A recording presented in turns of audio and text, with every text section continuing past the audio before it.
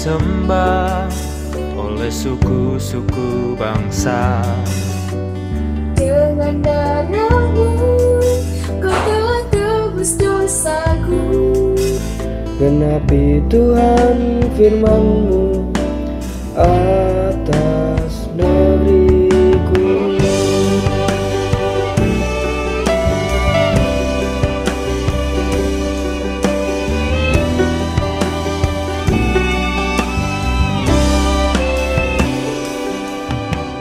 Yesuslah Tuhan yang layak ditinggikan, Layak disembah oleh suku-suku bangsa. Dengan darah-Mu telah tebus dosa. Genapi Tuhan firman-Mu atas negeriku. Hatiku rindu melihat kemuliaan-Mu. Hatiku rindu melihat curahan kuasa-Mu. Tanah tercinta, negeriku Indonesia. Ku berdoa Pada kemuliaan-Mu, Indonesia bagi kemuliaan-Mu.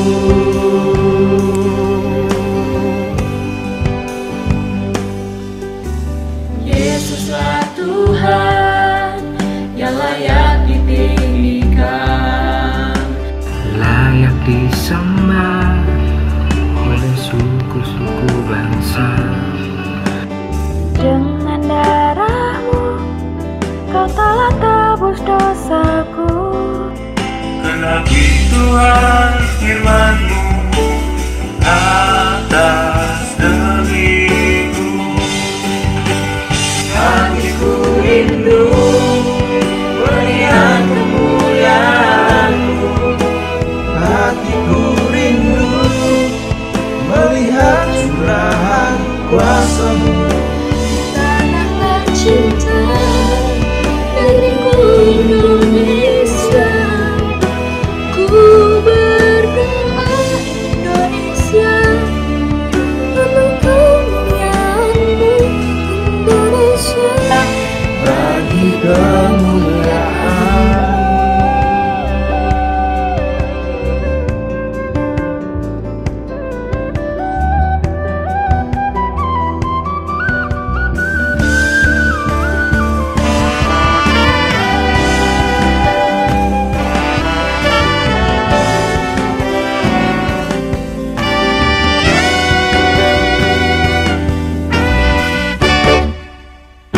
Ya Allahku, nyatakan kemuliaan-Mu. Ya Allahku, nyatakan curahan kuasa-Mu. Tanah tercinta, negeriku Indonesia.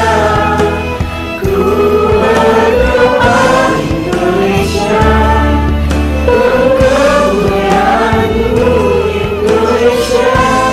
Bagi kemuliaan-Mu.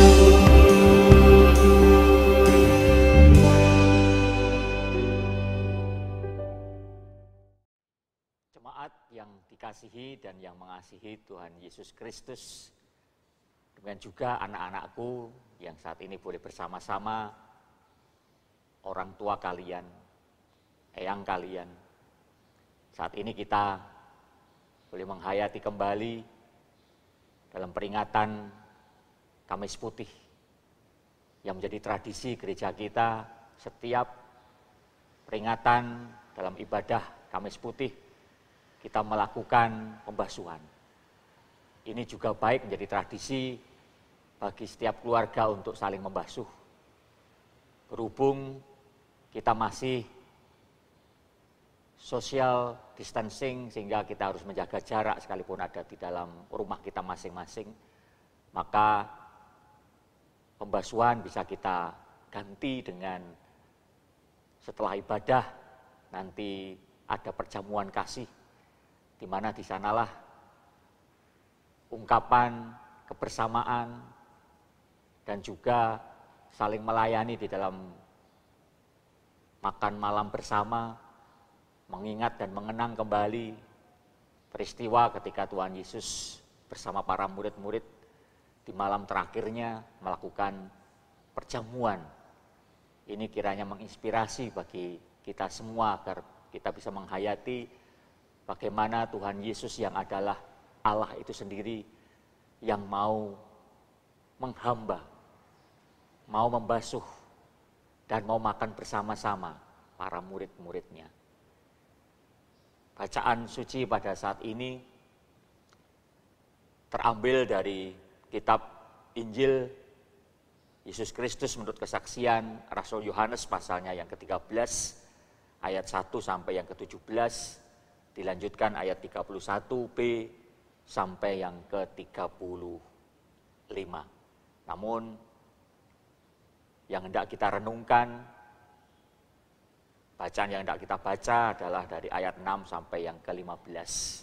Sebelum kita membacanya, marilah kita bersama-sama mohon berkat Tuhan melalui doa agar firman Tuhan mampu menginspirasi bagi kita semua. Mari kita berdoa. Tuhan Yesus, saat ini kami bersimpuh bersama keluarga kami masing-masing dengan penuh rasa syukur. Sebelum kami menerima, mendengarkan, dan melakukan apa yang menjadi sabdamu di Kamis Putih dalam peribadatan di keluarga kami masing-masing. Kiranya Tuhan berkenan menaungi hati, pikiran, dan jiwa kami dengan Roh-Mu yang kudus. Agar firman-Mu mampu tertanam, firman-Mu mampu hidup dan berbuah dalam setiap kehidupan kami, memiliki karakter serupa dengan Kristus yang mau melayani. Bersabdalah melalui hamba-Mu ini, karena kami siap sedia untuk mendengarkannya dan melakukannya. Amin.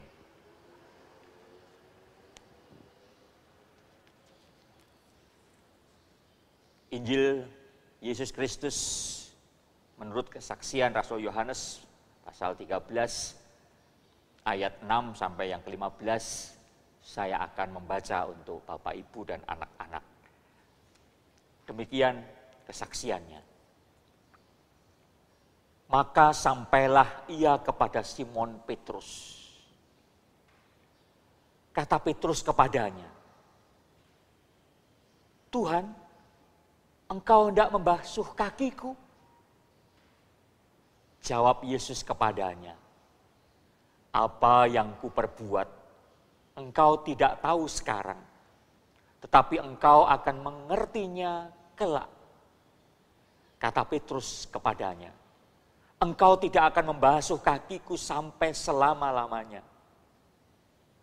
Jawab Yesus, jikalau aku tidak membasuh engkau, engkau tidak mendapat bagian dalam aku. Kata Simon Petrus kepadanya, Tuhan, jangan hanya kakiku saja, tetapi juga tangan dan kepalaku.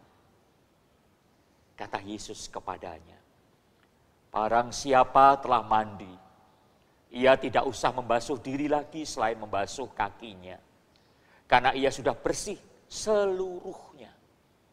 Juga kamu sudah bersih, hanya tidak semua. Sebab ia tahu siapa yang akan menyerahkan dia. Karena itu ia berkata, tidak semua kamu bersih. Sesudah ia membasuh kaki mereka, ia mengenakan pakaiannya dan kembali ke tempatnya. Lalu ia berkata kepada mereka, mengertikah kamu apa yang telah kuperbuat kepadamu? Kamu menyebut aku guru dan Tuhan, dan katamu itu tepat, sebab memang akulah guru dan Tuhan. Jadi jikalau aku membasuh kakimu, aku yang adalah Tuhan dan gurumu, maka kamu pun wajib saling membasuh kakimu. Sebab aku telah memberikan suatu teladan kepada kamu, supaya kamu juga berbuat sama seperti yang telah kuperbuat kepadamu. Demikian sabda Kristus. Berbahagialah setiap kita yang hingga saat ini masih diperkenankan oleh Tuhan mendengarkan sabdanya, merenungkannya, menyimpannya di dalam hati dan mau memeliharanya dengan mau melakukannya. Hosiana. Amin. Saudara-saudaraku yang dikasihi Tuhan Yesus Kristus, Hari Raya Kamis Putih itu mengingatkan kepada kita semua atas peristiwa penting di hari-hari terakhir hidup Yesus bersama para muridnya yang dikasihi. Malam perpisahan yang saat itu sungguh sangat bermakna, sangat mengesankan, penuh kenangan, dan tak mungkin akan terlupakan bagi para murid pada saat itu. Yakni perjamuan malam terakhir para murid bersama Yesus Kristus, Sang Mesias, Sang Guru sejatinya, Sang Juru Selamatnya. Pada perjamuan itu, Yesus membasuh kaki para rasul. Yesus membasuh para murid-muridnya. Termasuk kepada Yudas yang punya rencana jahat oleh Yesus tetap dibasuhnya. Perlu diketahui bahwa tradisi masyarakat Yahudi membasuh itu pekerjaan budak.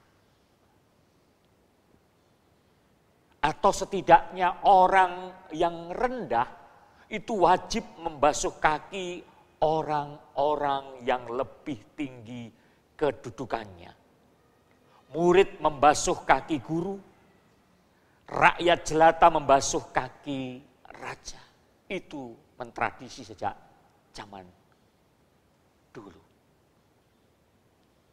Tidak akan pernah terjadi seorang raja berlutut di depan kaki rakyatnya untuk membasuh kakinya. Tidak akan pernah terjadi hal itu. Seorang guru berlutut di depan kaki muridnya pun juga tidak pernah terjadi. Sehingga reaksi penolakan Petrus kemudian bisa kita pahami dalam konteks ini. Petrus tidak mau Yesus yang adalah gurunya membasuh kaki murid-muridnya termasuk terhadap dirinya. Dia tidak mau. Dia menolaknya. Disinilah kita bisa melihat saudara-saudaraku yang terkasih bahwa Petrus masih dibelenggu oleh tradisi yang selama ini masih terjadi pada zaman itu. Petrus masih terperangkap dalam pola dan kebiasaan yang sudah mendarah daging, yang sudah mengakar. Melalui tindakan membasuh kaki, Tuhan Yesus menempatkan diri pada tempat yang paling bawah, yang paling akhir, tempatnya budak, dan tempatnya rakyat jelata. Dengan ini, Yesus sedang membongkar pola pikir dan pola kebiasaan dari manusia pada umumnya yang saat itu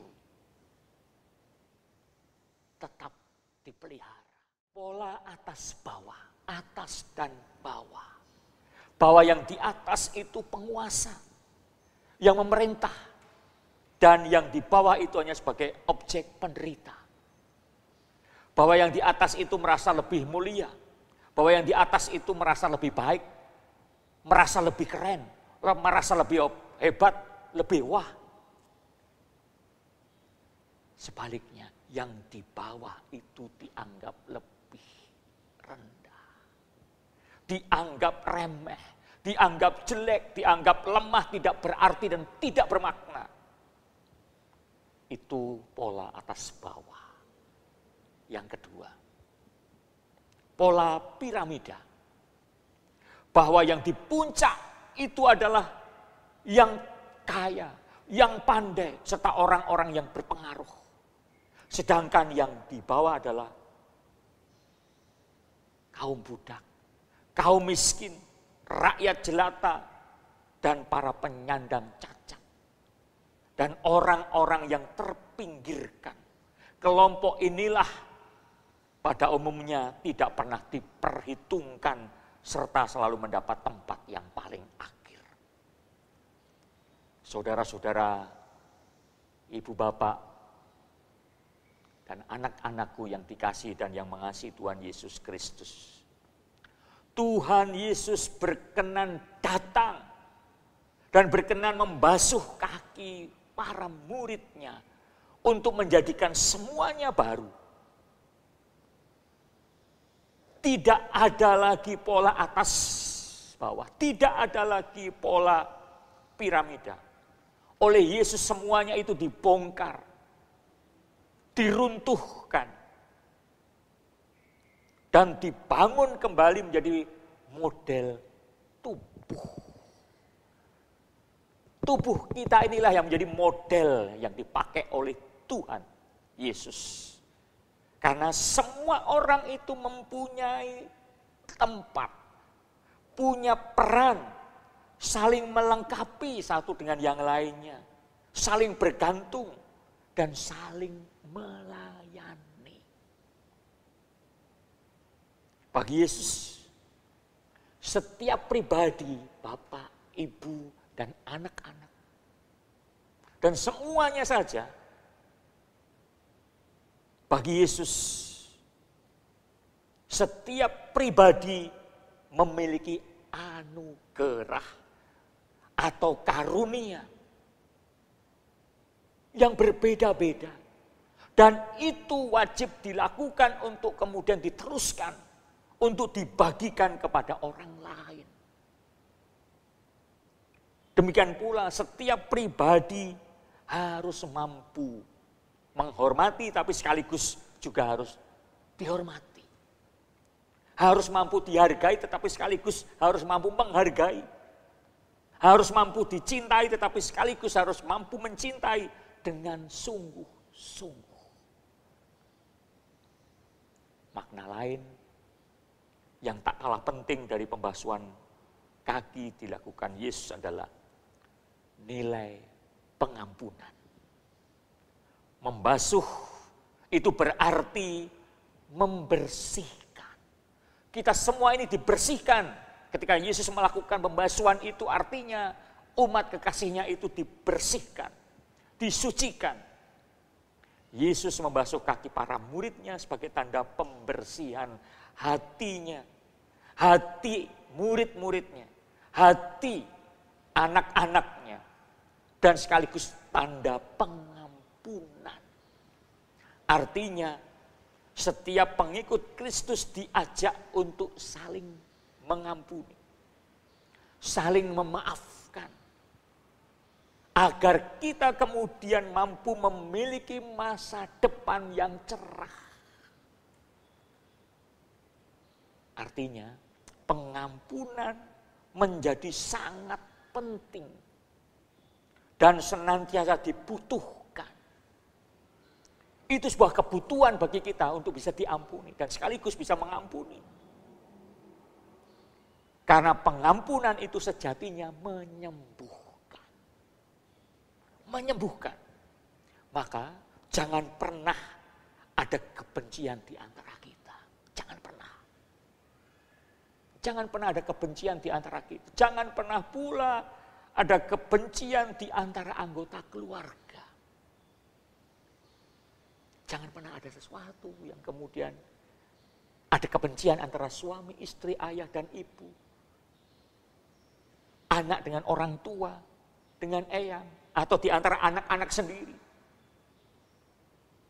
Ataupun juga dengan orang lain atau tetangga kanan kiri kita. Jangan pernah terjadi seperti itu. Apalagi kemudian menyimpan dendam, menyimpan sakit hati, menyimpan rasa kecewa dan amarah.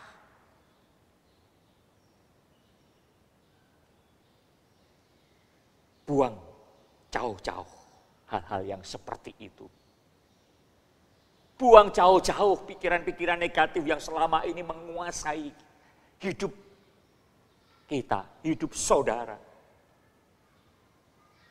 Pikiran negatif terhadap orang lain, pikiran sesuatu yang kemudian menghambat saudara. Saya menyadari, tidak mudah. Tidak mudah melupakan sesuatu yang pernah terjadi yang itu menyakitkan. Pengkhianatan mungkin bisa terjadi. Bisa pula terjadi ada janji-janji yang kemudian tidak ditepati. Atau saudara sedang ditinggalkan oleh kekasih saudara. Atau saudara gagal karena mungkin guru, dosen, atau apalah. Atau bisnis saudara yang akhirnya sekarang harus mengalami kemunduran. Karena ada sesuatu yang selama ini dilakukan oleh orang yang selama ini panjenengan cintai. Panjenengan hormati. Atau teman. Atau sahabat. Atau saudara sendiri. Yang berbisnis yang akhirnya membuat saudara sekarang ini menjadi terpuruk.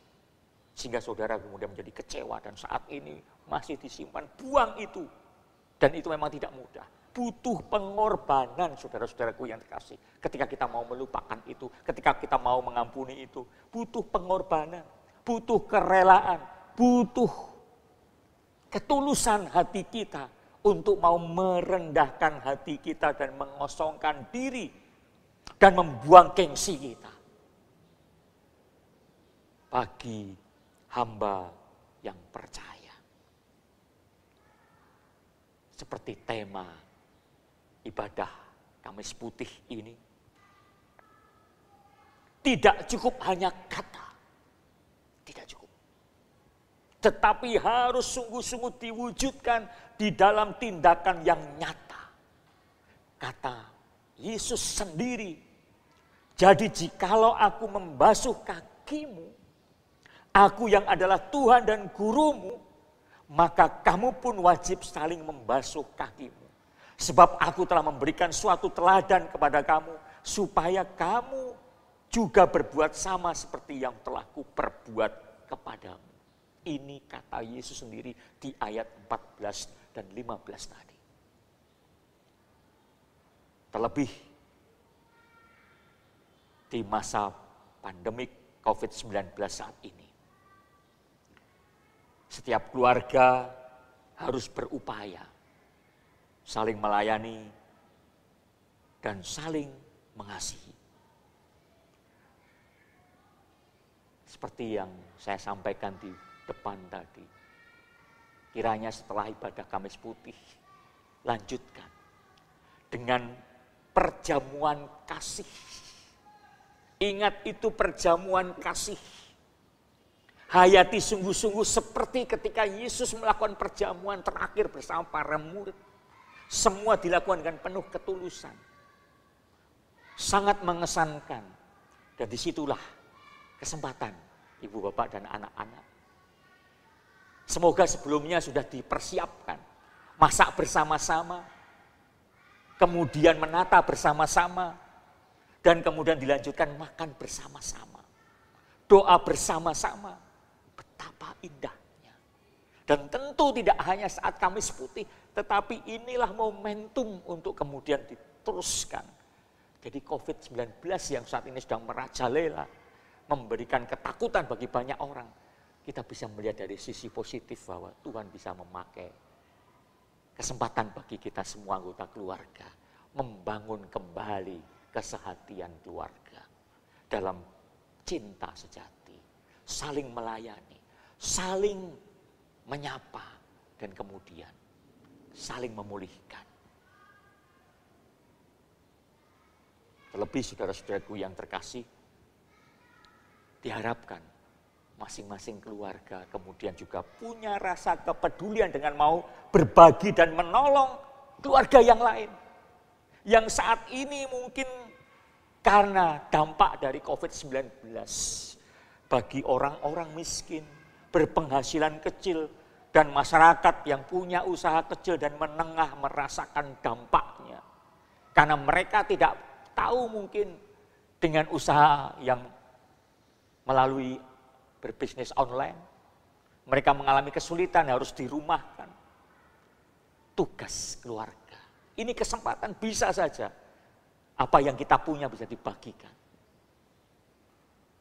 Atau suatu ketika suasana sudah baik, masing-masing keluarga kemudian bisa membagikan pengetahuannya. Bagi simbah bisa saja, pengusaha kecil bisa saja supaya belajar untuk bisa melakukan secara online. Kemudian ada pendampingan, sehingga kemudian ada sesuatu peningkatan. Agar ketika terjadi sesuatu yang harus dialami seperti halnya saat ini kita alami bersama-sama, bisa mengatasi. Karena kelompok inilah yang paling berat merasakan dampak pandemik virus corona.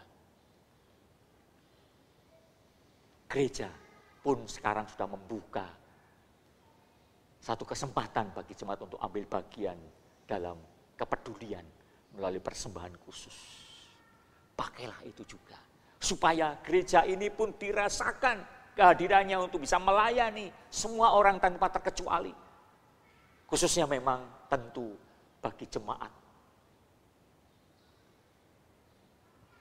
Dan juga tentu bagi masyarakat. Mereka merindukan kehadiran kita.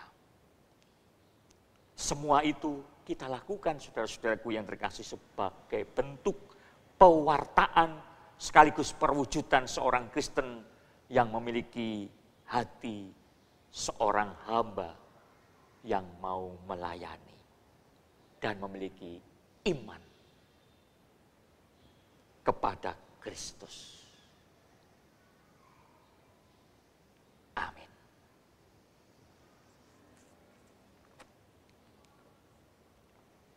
Saudara-saudaraku yang terkasih, kiranya kesempatan yang baik ini kita renung ulang melalui bersaat teduh bersama-sama.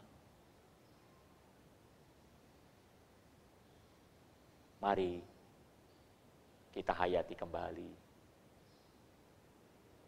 Dan mari kita bersama-sama bersehati di dalam doa. Kami bersyukur di saat kami boleh melakukan peringatan dan ibadah Kamis Putih di keluarga kami masing-masing. Tuhan menyapa kami kembali. Kiranya peristiwa ketika Yesus membasuh para murid dan melakukan perjamuan malam terakhirnya mampu menginspirasi kami semua di tengah situasi yang mencekam karena pandemi COVID-19. Biarlah ini kesempatan bagi kami membangun keluarga kami masing-masing, rumah tangga kami masing-masing untuk bisa saling melayani, mencintai, mau mengampuni. Dan biarlah ini kesempatan bagi kami semua untuk hidup berbagi dengan seluruh anggota keluarga dan tidak ada lagi sekat-sekat di antara kami. Karena kami diciptakan berharga di mata Tuhan. Bahkan Tuhan pun memberikan keteladanan yang sungguh luar biasa. Yesus yang adalah Allah sejati, dalam kemuliaannya, dalam kekudusannya, mau bersimpuh di depan para muridnya untuk membasuh satu demi satu, termasuk pula Seorang murid yang dikasih yang namanya Yudas yang punya rencana jahat pun tetap dilayani, tetap dikasih, tetap dibasuhnya. Namun kekerasan hatinya itulah yang tidak mampu membuat dia berubah. Dia tetap melakukan dan menjalankan rencana jahatnya. Ajarkan kepada kami semua agar memiliki hati yang paham, mau bersyukur, mau berterima kasih, dan juga kami bisa tahu diri. Saat ini kami menyerahkan pemerintah, kami menyerahkan setiap orang yang telah memperoleh kepercayaan untuk turut mengatasi pandemik wabah virus corona ini.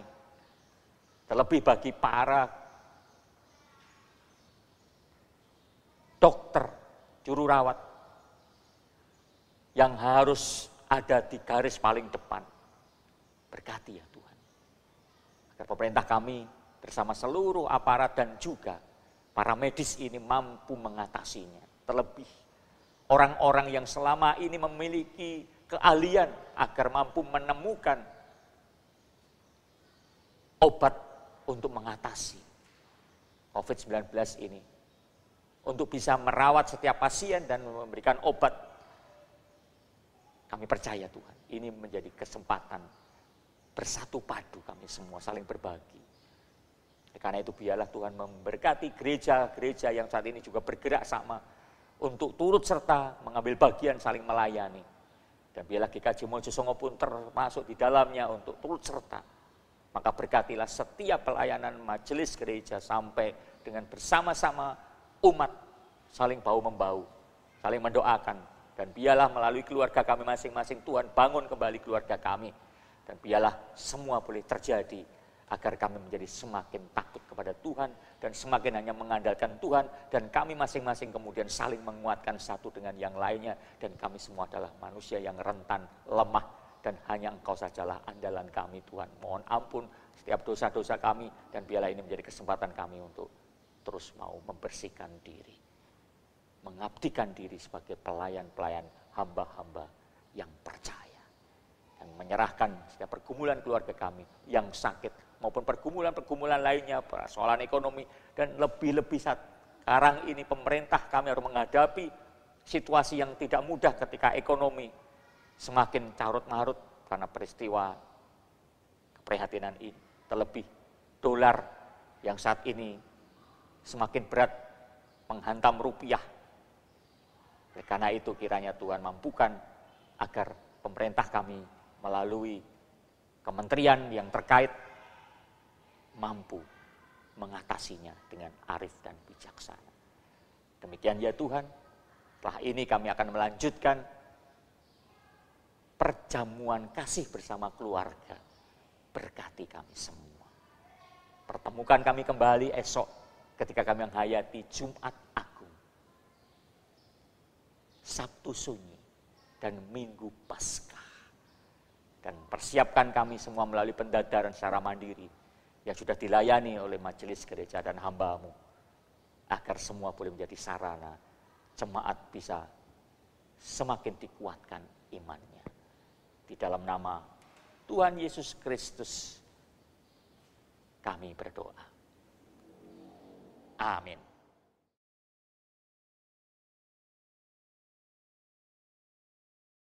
Jemaat yang dikasihi Tuhan Yesus Kristus, hari Minggu tanggal 12 April yang akan datang, selain kita akan memperingati kebangkitan Tuhan Yesus Kristus, kita pun diundang oleh Yesus untuk mengikuti perjamuan kudus Paskah. Oleh karena itu sebelum kita mengikuti perayaan Paskah yang sekaligus pula mengikuti perjamuan kudus, saudara dipersilahkan untuk menguji diri masing-masing dengan bertanya, apakah saudara mengakui dengan jujur dan tulus segala dosa-dosa yang selama ini dilakukan? Dan sungguhkah saudara mau bertobat, meninggalkan perilaku dosa dan siap sedia untuk memasuki hidup yang baru. Dan sungguhkah saudara mau menjalani apa yang menjadi perintah Tuhan sesuai dengan firman-Nya? Saudara-saudaraku yang terkasih, saudara dipersilahkan untuk kemudian menyadari dan siap sedia untuk hidup penuh rasa syukur dan sukacita. Selanjutnya dipersilahkan jemaat untuk bisa melakukan pengujian diri. Saya sebagai hamba Tuhan menegaskan bahwa perjamuan kudus diperuntukkan bagi semua jemaat tanpa terkecuali yang mau berkenan untuk mengakui segala dosa-dosanya, mau bertobat dan meninggalkan perilaku lamanya, memasuki hidup yang baru, dan mohon pertolongan Tuhan agar dimampukan melakukan apa yang menjadi firman-Nya. Oleh karena itu, saya akan mengajak untuk bersama-sama berdoa. Mari kita berdoa. Ya Tuhan, saat ini jemaat yang telah merindukan undangan Tuhan untuk mengikuti dalam perayaan Paskah dan sekaligus akan hadir dalam perjamuan kudus Paskah, telah melakukan pengujian diri. Maka berkatilah tekad hidup barunya, pertobatannya, agar perjamuan kudus Paskah tanggal 12 April yang akan datang membawa kehidupan yang baru dan menjadi berkat dan akhirnya mampu menjadi saksi Kristus akan kebangkitan Yesus untuk menyelamatkan dunia melalui kata dan perbuatan. Inilah doa kami, dan semua ini kami naikkan hanya di dalam nama Tuhan Yesus Kristus, Sang Penebus, Sang Penyelamat kehidupan manusia, mulai hari ini sampai selama-lamanya.